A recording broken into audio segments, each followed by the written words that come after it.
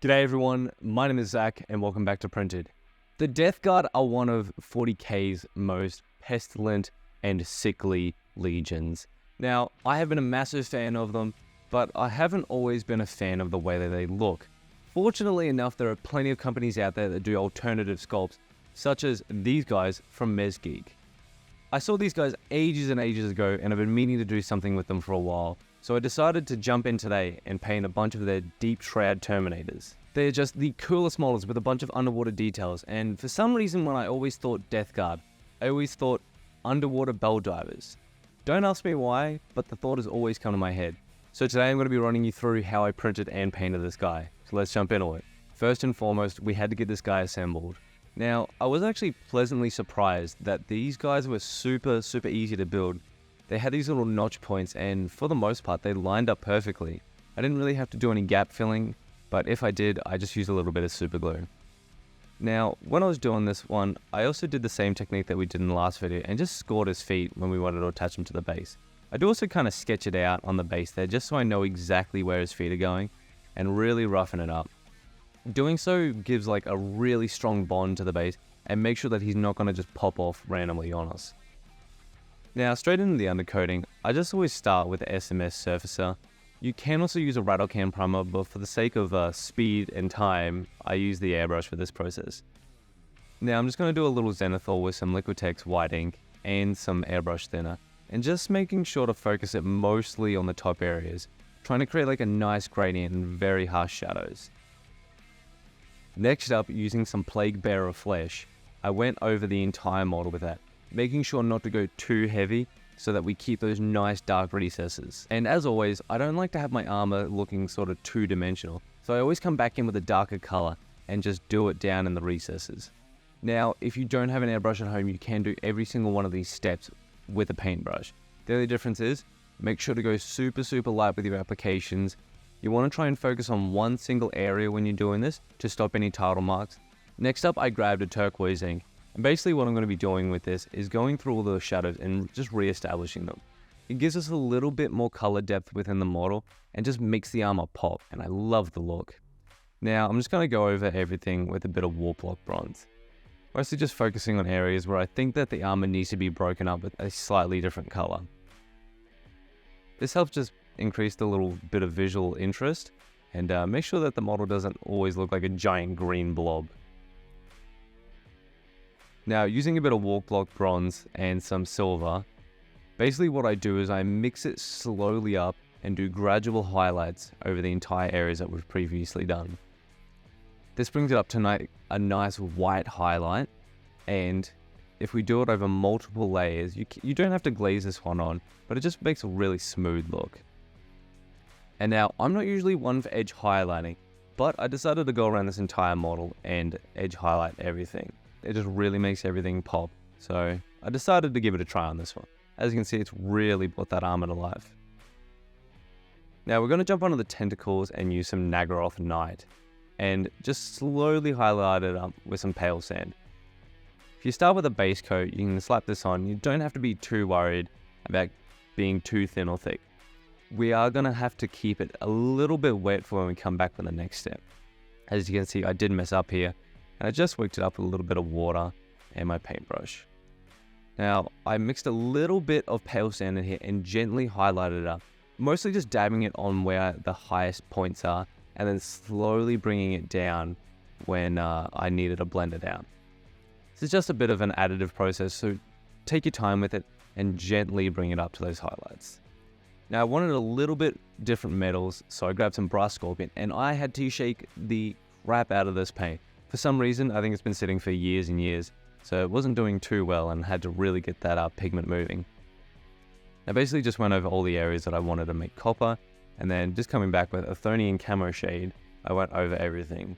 This adds a little bit more depth, and I didn't want to do an entire wash over everything, so I kind of washed all the creases and then did a bit of panel lining across everything.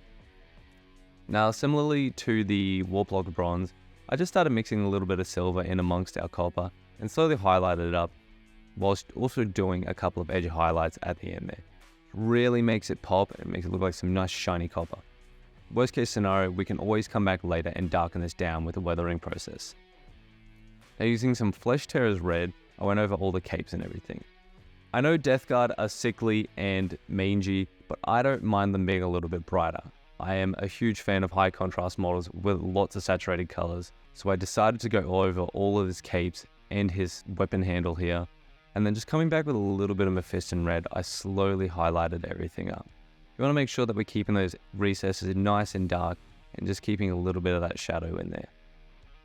With the sword, I just went over the haft, and I was a little bit unhappy with how bright it was, so I ended up coming back with some more Flesh Tearer red, and just gently shading everything down. At this point, I wasn't super happy with how the armor and everything was looking. I felt like there was way too much green, so I ended up coming back with that brass scorpion, and just doing his little leg bounce here. I'm not exactly sure what they're called. Call them leg trim, if we will, and just highlighted those up in a similar process. Starting with the brass scorpion, and then mixing a little bit of silver in, and bringing it up to that very final highlight. As you can see, it really made them pop. Now, using some Bugman's Glow, I was originally gonna take a little bit more time on this, but I decided that if we can just highlight the upper areas and leave the Athonian camera shade in those recesses, we don't have to worry about manually highlighting these. Now, for his little coral, I got some Genestealer Purple and some Emperor's Children, and just went over this really messily. Similarly to the Tentacles, I just started with the Genestealer Purple, and while it was wet, I just grabbed the Emperor's Children and dabbed it on all of the higher surfaces. Basically what you're doing here is you're putting the brighter pigmented paint on the top, and then using a slightly damp but not wet brush that has absolutely no paint on it, you just gently swirl it down and mix it in with the color underneath it. Doing this is a super easy way of making very faint and gradual highlights. Now with some Lead Belcher, we're going to go and do all the metallics. Now it's mostly just his big deep sea anchor axe thing right here, and I wasn't too fussed about this being too bright because we are going to weather this down later. Now for this process, I'm actually going to be using some specialized paints, but you can achieve the exact same effect by just using a similar paint of that color. For example, this rust, instead of using Dirty Down's rust, you can just use a mix of Rhinox hide or a brown paint, and then just put a little bit of orange in the recesses. This will basically create the exact same effect. Although it won't look very exactly the same, it will look very similar and give you that rust appeal. Now I did actually put this in a glass of boiling water, and fortunately enough, it bowed out the bottom, so I do not recommend putting in hot water, because they do say on the instructions that you want to use this when it is hot. But don't use boiling water, just use very warm tap water. I found that worked perfectly fine, and yeah, the boiling water caused the bottom to blow out like this. Now I'm basically just slapping this over all the areas that we want to be nice and rusty. And as you can see, it already starts drying basically instantly because it is so hot in Australia right now. When I was recording this video, it was about 40 degrees outside, and just the humidity and everything was drying my paints out. Next up, using some Dirty Down Verdigris. You have to make sure you shake these a lot. I basically went over all the copper areas, and this just gives it that nice bluey verdigris. Citadel does have a paint for this if you want to use Nihilak Oxide or just a very bright light blue. That would do the exact same job as well. Now for the last part, I wasn't sure how I wanted to do like the Seaweed on his armor, so I just grabbed some Dirty Down moss and just went over it. You honestly could just do this with any sort of green shade and just go over everything. Or you can go the layering process and just start with a nice green and then just slowly highlight up to a brighter one. The best part about all these Dirty Down products is if you put too much on or you want to reduce how much is on the model, you can come back and do that. So just using some water, I whipped up my paintbrush and gently went around the blade, slowly mopping it off that. Since he's going to be swinging, whacking a lot of things with that blade, it's obviously going to be a little bit lighter and brighter because it's chipping away, and you probably wouldn't have a lot sitting on that blade. For the glow, I'm just going to use a little bit of white scar and some pink fluo paint. I always try to call it fluoro, but it's definitely not fluoro, it's fluo. Now, I just went over this little lantern on his head and slowly built it up around, basically creating a little kind of cheaty OSL. I was originally going to use the airbrush for this, but I wanted to show you guys at home that you can achieve this effect at home by just doing a very heavy pass with multiple layers of a white paint. I don't recommend white scar, just because mine is always grainy for some reason, but even like a Liquitex white would be able to do the job. You just have to make sure that you're really layering it up.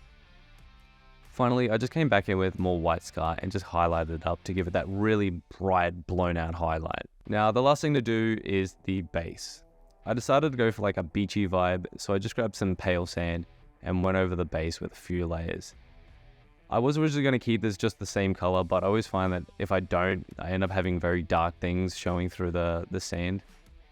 Now, grab my big old bag of sand, we're going to start doing this guy. I slapped a bunch of PVA on the base, just on half of it. I just used cheap wood glue from Bunnings. It does the job perfectly. PVA glue on half that base, just went ahead and dipped him in there, making sure to really get him all covered and just tapping off all of the excess. Nice and easy. Now I usually end up waiting for this to dry just because I want to go around and scrape the base rim. I didn't actually record this, but I used dirty down moss. I thought I hit record, but I didn't. So I'm just going to use that for the base of the water, and then we're going to jump in and use some UV resin. This stuff can be super fiddly, but basically what I do is I just slap it on the base. Fortunately enough, I did scrape a little bit of the paint off, but it's not too much of a major thing since we've got that pale sand underneath. So basically you just slap all of that on, and then using a UV torch, you just cure it for a couple of minutes. Now I did end up throwing this in my wash and cure station just for the sake of getting it very, very cured. Now the last step, as always, is to get that base rim nice and done. And with that, the final model is ready to go. I absolutely love painting green colors. You can make them super vibrant and they just look absolutely amazing. Now I just want to say thank you to everyone who has been supporting the channel. It has been absolutely amazing, and I appreciate all the new people who have joined. It's been so nice seeing so many brand new faces, and I can't wait to keep making videos for y'all. So, ladies and gentlemen, make sure to leave a like on this video if you did enjoy it. Don't forget to subscribe to keep up with this project and to keep up with all the other projects that we'll be doing this year. It's going to be a very, very big year for things, so I'm excited to see what we do. And until next time, ladies and gentlemen, bye.